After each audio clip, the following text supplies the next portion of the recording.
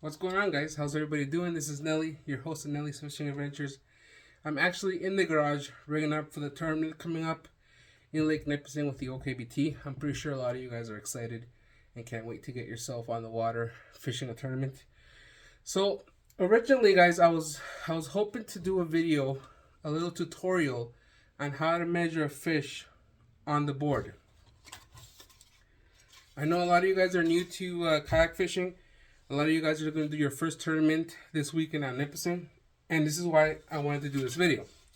Unfortunately, I haven't been able to get on the water as much as I want to this spring, so I'm going to talk a little bit about the things to keep in mind before you're measuring your fish on the board. Number one, you're going to fish a tournament, you're going to need a catch board. If you don't have a catch board, the hog trough is still allowed for OKBT, but I really do recommend just get a catch board, better quality, it's more tough. Numbers are legible, you don't have to mess around with a marker or anything. So get yourself a catch board. Now you might be asking yourself, should I get the 26 inch or the 32? For bass fishing tournaments, guys, especially here in Ontario, we are not going to catch fish over 26 inches. Just get a 26.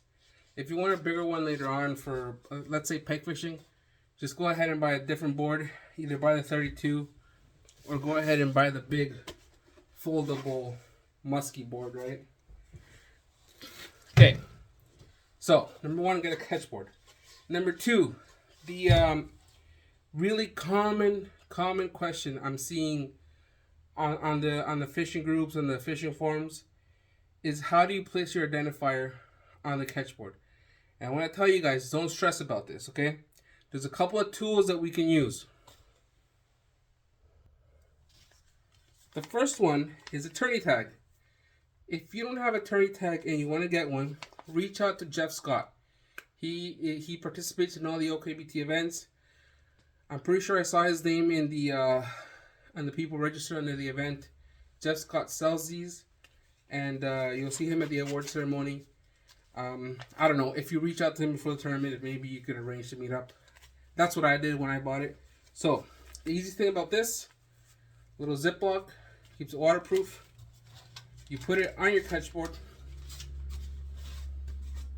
slide it back and forth. Now what I used to do, I would just keep it like here.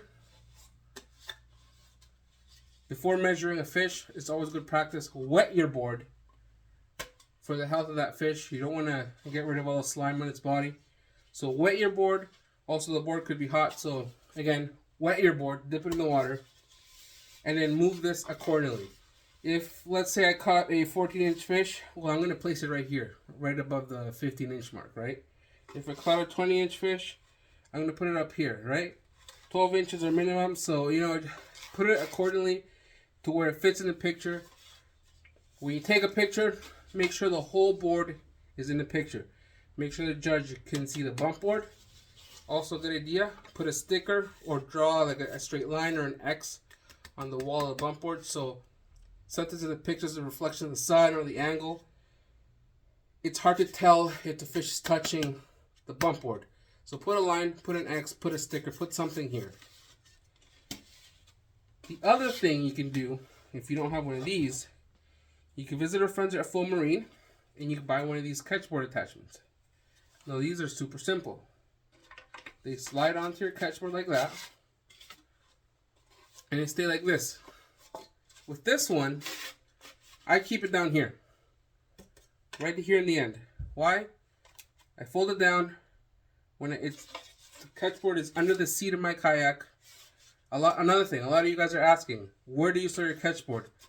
I store it under my seat. I've been storing it under my seat even when I used to have my Old Town. It's worked out pretty good for me. But anyway, you catch a fish, take your board out, dip it in the water, wet it, and then all you have to do, flip up your tag, put your fish on the board, snap your picture. Now you're going to say, you know what, Nelly, I don't have time. I'm busy, I'm working. I don't have time to go to Full Marine. I don't have time to order. I don't have time to meet up with Jeff Scott. No problem. Grab your identifier, put it in a Ziploc bag. get some elastic bands, right? This is what I used to do when I started kayak fishing. So I'm gonna keep that Ziploc bag with the identifier in the pocket of my jacket. If you have one of those inflatable life vests that doesn't have pockets, keep it in some pocket. I know your kayak might have a hatch, pocket of your pants, pocket of your shorts. Keep it somewhere where you're not gonna lose it. Then you want to measure your fish. Let's pretend it's this. You put it on top of the board. Remember, never put your identifier on top of the fish. You can put it on top of the board. You can put it on the floor of the kayak as long as this shows in the picture. Or, what I used to do, I would put this on top of my board and I put an elastic band around it so it doesn't fall off. Just make sure it's visible. Make sure there's no glare from the sun hitting it so that the judge doesn't have an excuse to say your identifier wasn't readable, you had the wrong numbers, or anything like that. Always make sure you have the information right so your fish doesn't get disqualified. I hope this video helps. There's another one coming soon. Cheers.